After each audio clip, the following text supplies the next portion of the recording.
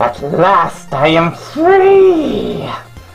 After many years of slow dial-up, through T1s and T2s, at last the nefarious Dr. Streaming is back to wreak chaos. Of course, chaos needs to be wreaked. How do I do it?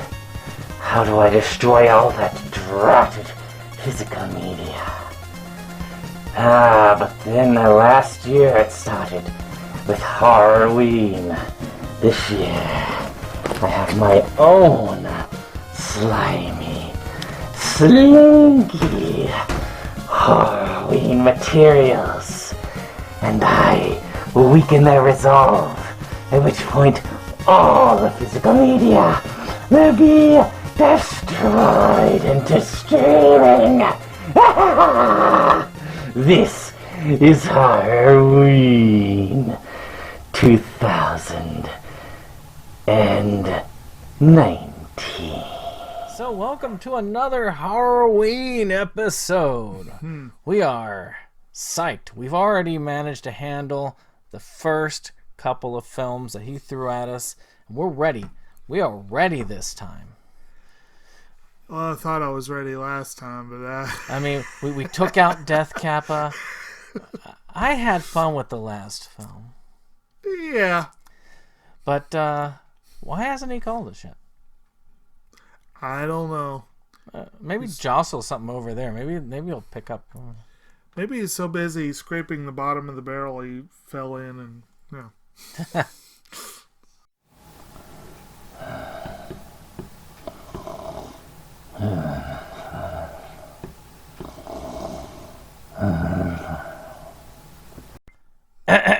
Wake up.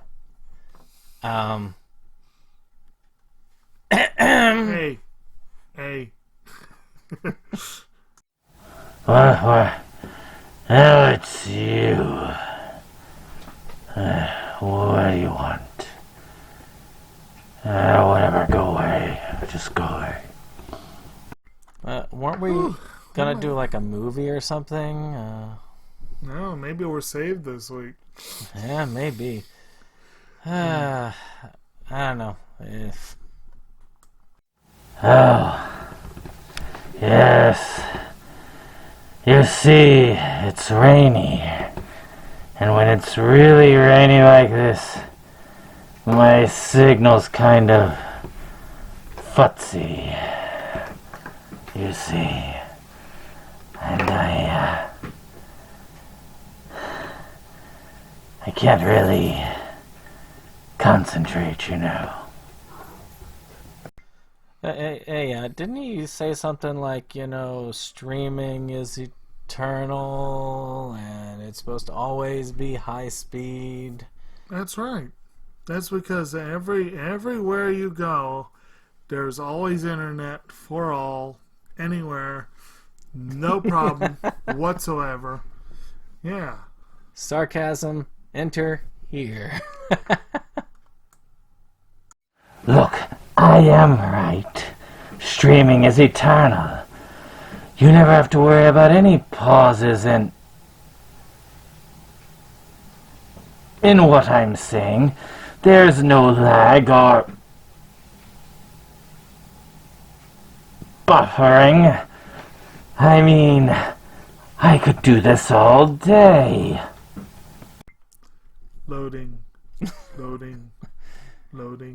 Yeah, sure looks like it. Yeah, all day. It'll take all day to get through this minor video set. You should get food to help him. Oh, whatever. This time it's a Vincent Price movie. You pick at some of them in this collection.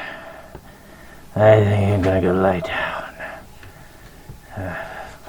Bye. So you get that through there? Yeah, I got right here. Looks like we might actually have a bit of class this week. Something, some Poe related stuff. Well, what's on there? Got Tales of Terror, Pit and the Pendulum, The Raven, The Masque of Red Death, and Madhouse. Oh, I've always wanted to see Masque of the Red Death. Sounds fun. All right, Masque of the Red Death it is. All right. And we'll let you know what we think after the film. And that was the Red Death. Masque of Red Death. Whew. Well, that was one heck of a ride there. Yes, it was. I had trouble staying on board for part of it, unfortunately. I'm a little tired, but Vincent Price, very interesting as usual. And Roger Corman as the director. Yeah. That's always interesting. But well, they're not bad, really. If you think about it, Roger Corman did a pretty good job with this. For what it was, I mean, again, it's not... The pacing is slower in films done back in those days. oh yeah. And a lot of these, like Pit and the Pendulum, these films, they kind of move in a slow fashion, but a deliberate fashion. Very much old school horror. Not, I mean, I honestly, kind of hard to even say that it's what we would normally think of as a horror film. More of a psychological horror than anything, but it's kind of fun. Well, for the plot, I mean, you've got this Red Death, which is, similar to Looks like plague. a hemorrhagic fever almost. And it's going through the land, but there's this one guy who is safe, safe in his castle. Is it safe? And he ends up abducting a few of the villagers for his pleasures. And I think his name was Prospero. It was played by Vincent Price. And he worships Satan. And he's got all the trappings of wealth and safety and all of this. But at the end, no one can escape the Red Death. No. You make all the pacts you want to. Yeah. Now, suffice to say, though, there were a few jump scares in this. I remember there was one where this woman she was walking right up to the jail cell, and the guy just Rah! And jumped out at her. And it was, and the use of the music in the background, I think, really did a good number with this. Yeah. I mean, it was very heavy, though. Very heavy music. Yeah. But they utilized that a lot for the tone, and basically the music told you how you're supposed to feel for each scene. Well, also a little bit the cam work and the colors and that sort of thing. The Reaper, I assume you could call him a Reaper, who seems to personify the Red Death, was a very interesting figure. Very red. Very red. But he played tarot. Well, it didn't play, but he was reading tarot cards for much of the movie, and his appearances are always interesting. And I love the title credits at the end played off of that, and it was really interesting. Very, very, very, very, very low key, but very amusingly low key animation there. But.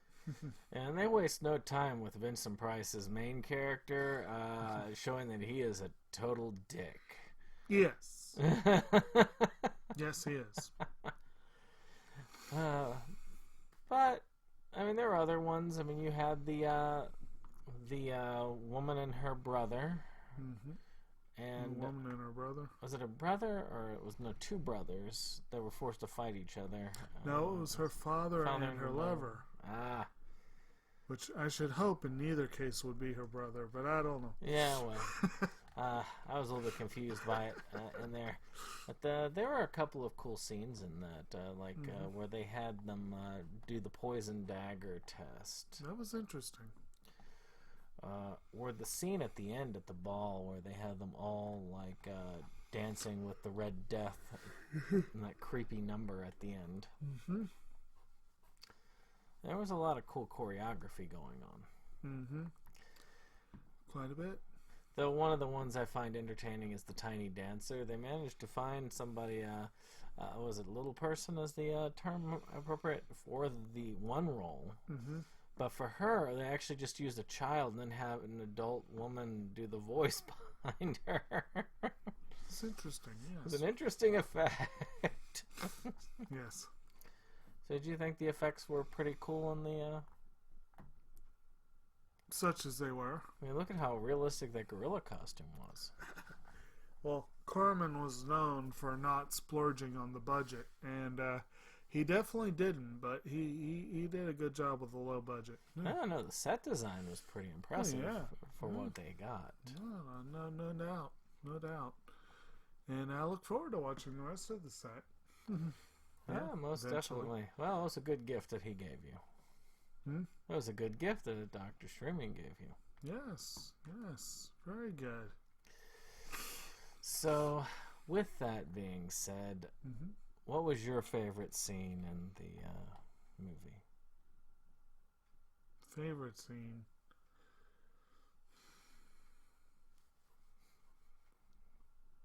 Maybe probably one of the scenes involving the death. Not really sure which one. Maybe the one where, like, the final moment with Prospero might have been a good one. That was kind of fun. When he was unmasked, it was an interesting, not unexpected reveal, but interesting. And for those of you who don't know, of course, it's based on Edgar Allan Poe. Right. And I mean, Price did a bunch of these Poe stories. Right. I mean, Pit and the Pendulum, The Raven, just to name a few. Well, apparently Corman and Price together did a few of them. Yeah. Let's see, I think one or two of the others here are also Corman productions. Well, yeah, I really liked the dance at the end, which I found was interesting. All right. So the Dance of Death, as it was called. So yeah, Tales of Terror, The Pit and the Pendulum, and well,